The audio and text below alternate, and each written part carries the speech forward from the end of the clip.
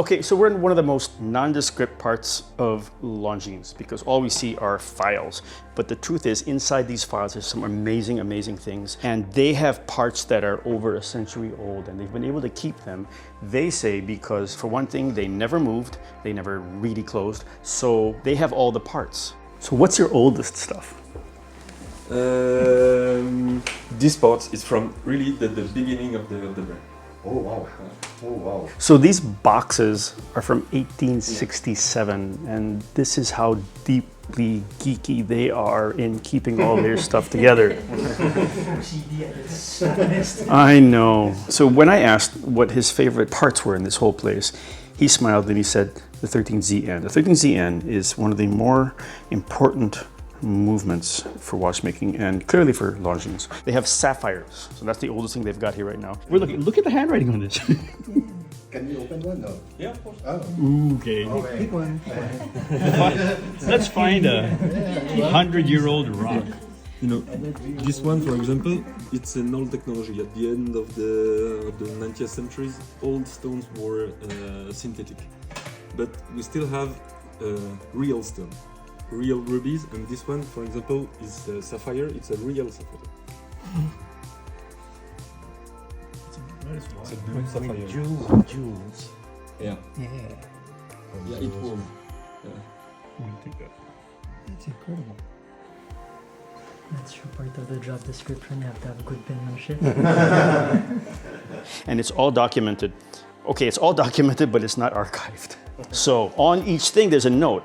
But there's no real master list, which means that the one or two guys, or in this case one guy, is the only one that knows what everything is. And they look at it like, oh, that's from this, or oh, that's from that. Yeah, we control the temperature. Yeah. Here it's quite good. What are these? It's a barrel spring. And so some like these that don't have labels, there would be a label underneath or written on the back of the box? No. No We just inventory. know. You just know what it is. Just know that. Okay, so what's that? Yeah, keep working. No, there is no inventory. Inventory. Yeah. No. That's why you get hired. It's You need to know. That's why you never get fired. Yeah, don't leave. That goes both ways. So some of these things they know by hand, by heart, and by eye. Old barrel spring. These ones don't worry. Oh, wow. So how old is that? 1980. Okay, Me too. so this is a barrel spring, and this is a barrel spring from the 80s, and they keep them here to repair watches, and they do that because the quality just isn't the same anymore. And it is astounding that they have stacks of this stuff kept like that. It's insane. They look like tokens. What are those? It's a balance staff. Oh my God, seriously. These are examples of what they have, and these are balance staffs. And they have like hundreds of them. And that's why they have 3 million pieces in this one little office. And there's no inventory. That's job Yes, security. but they know if one's missing though. Yeah. But the point of this is, a while ago, we went somewhere we couldn't shoot, which was the library that had all the information. And from that information, from day one, from the very first book, they have a list of what we made, how we made it, the parts we used, who bought it, and where it went. And it is from that they can extract information. For example, when someone comes in and brings a 1890 watch or whatever and comes in and say, I want to restore this, they can go back and say, okay, this was bought here, this was bought there, it had this dial, it had this anti-magnetic, it was all this and all that, and then they can replace it. They can replace the parts. They do not want to replace it. They actually want to work to repair it because there's a finite amount of this stuff. They use material that nobody uses anymore. They used to use a material called Swedish steel, which is a high carbon content. And when I asked, does anybody else use it? It goes like, yeah, the aerospace industry, right? So no one's using this for watches anymore. We produce a lot of different hands, of colors, of size of hands. We can reproduce hands for all our watches and magnets.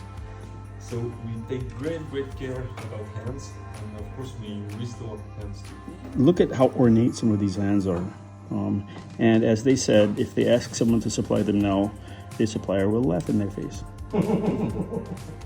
So they don't want to replace anything. They want to finish it off. And we've seen some examples of how they go through a process of, let's say, a small wristwatch or a pocket watch, and they can go from 5, 10, 20, 40 plus hours of repair, and that's just the repair work. And that might be just the mechanism, and then there's the dial, and then there's the bracelet. So it's very rare in the watch world to have someone that makes this commitment, and it is astounding to me, and I did not really understand the level of complication behind it. It's astounding to me that Longines has made that commitment. Now, let's look a little bit about Longines. When they started because they wanted to produce pieces, and they wanted to produce them more efficiently.